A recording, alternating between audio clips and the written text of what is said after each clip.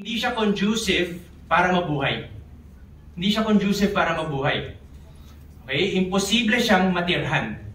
In its previous form, imposible siyang matirhan. Hindi magpapatuloy ang buhay. Walang buhay na posibleng mangyari. Okay? This was previously.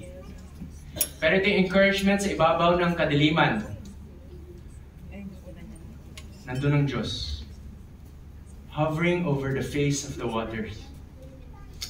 At ang Diyos, linigyan niya ng ayos, ng purpose, at beauty ang kaguluhan.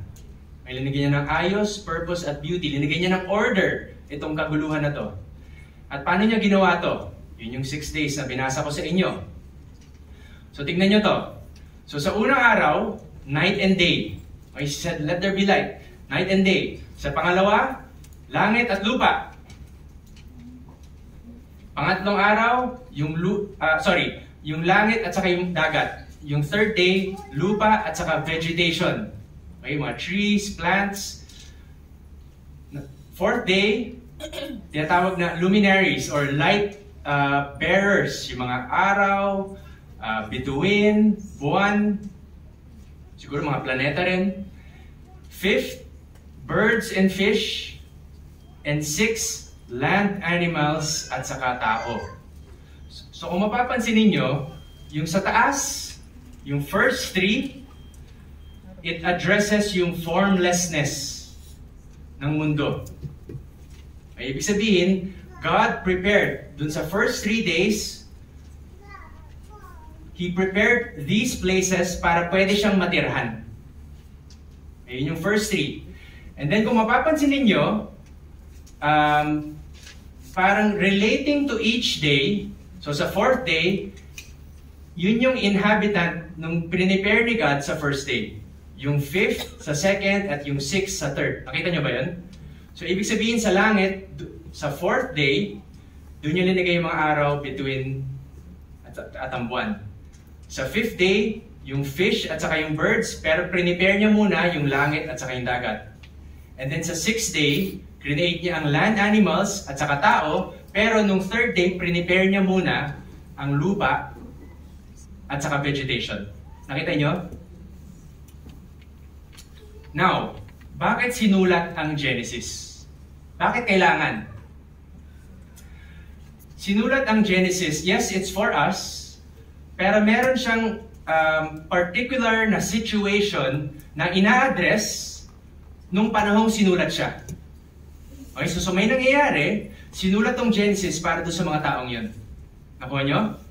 At ano yung sitwasyon na yun? One of this is para ma-address yung situation nila back in ancient days na applicable pa rin today, which is the belief in many gods. Okay, maraming Diyos-Diyosan, many gods. Bigyan ko tayo ng example.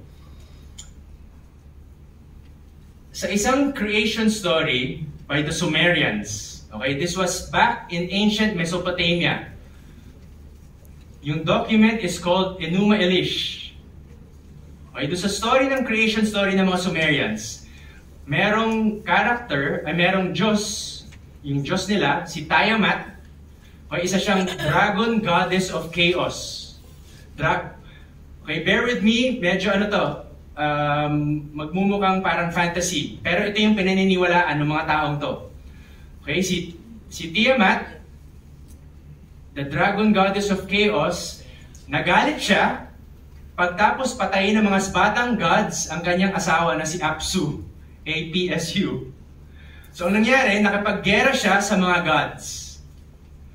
Tapos may isang lesser god, his name is called Marduk. Okay, Marduk. Si Marduk, tinalo niya si Tiamat. Okay, hindi niya tiyain yun, pero yun ang pangalan. Si Tiamat, pagkatapos siyang manalo, pagkatapos siyang talunin si Tiamat, ginawa niya, hinati niya yung katawan ni Tiamat. Okay? So paghati niya ng katawan ni Tiamat, yung isang kalahati, ginawa niyang langit, at yung isang kalahati, ginawa niyang lupa. Yun ang creation story nila. Okay? So anong pansinin yung na pinagkaiba? Meron bang pagkakaiba dun sa Genesis? So kung mapapansin ninyo, dito, sa story na to, in the beginning was chaos. Sa Genesis, in the beginning, it was God. Okay? And creation was born out of violence. Was out of violence. At mapapansin nyo rin dito sa Sumerian story of Enuma Elish, many gods are in conflict with each other. Okay? Lahat sila gustong maging the God. Ay marami sila nag-aaway-away. Now, kung medyo studious kayo at gusto nyo pang ganitong klase, pwede nyo rin i-check yung creation story ng mga Greeks. May mga Greco.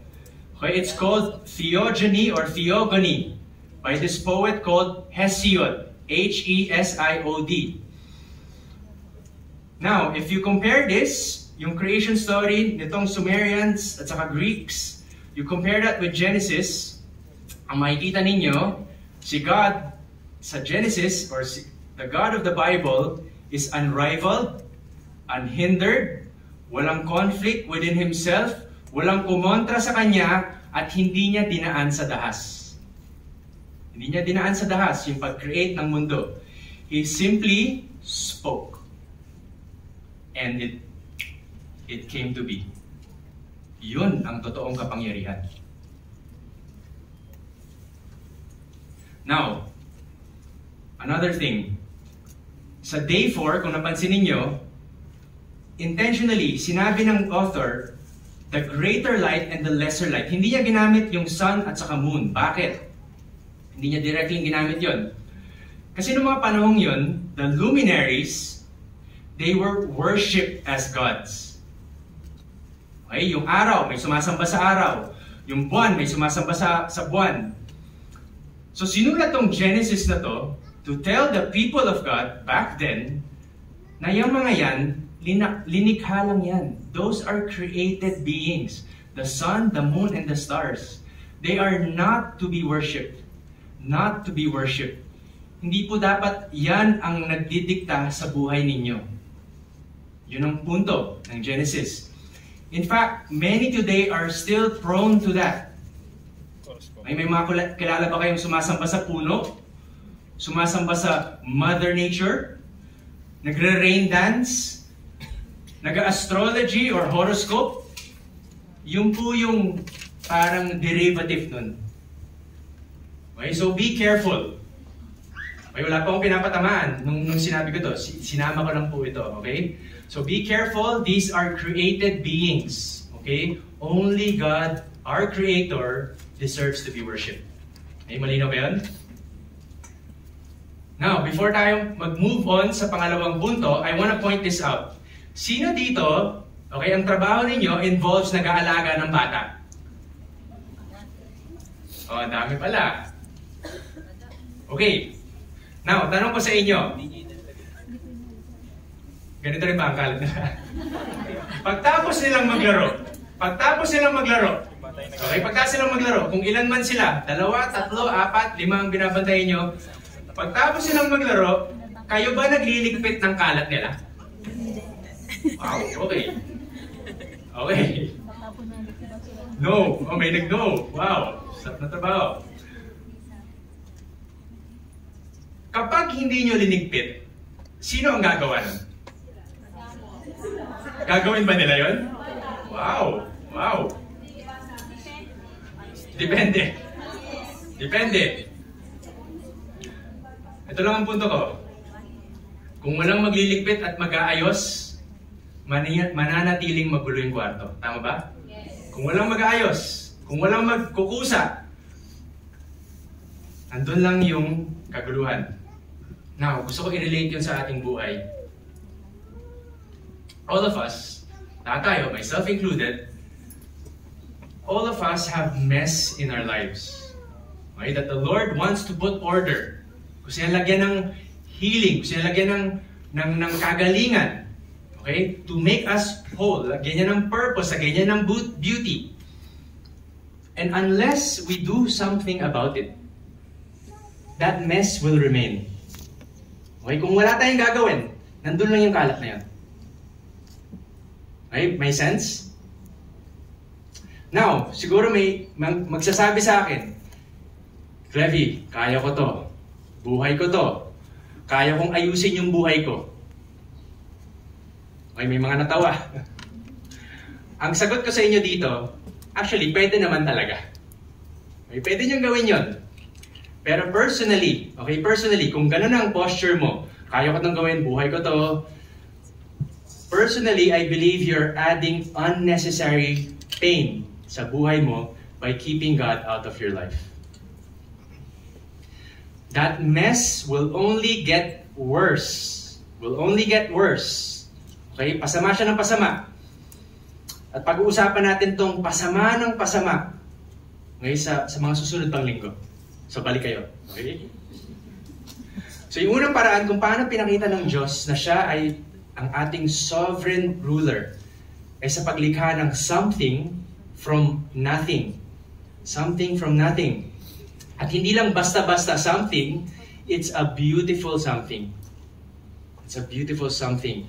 Pangalawang paraan naman,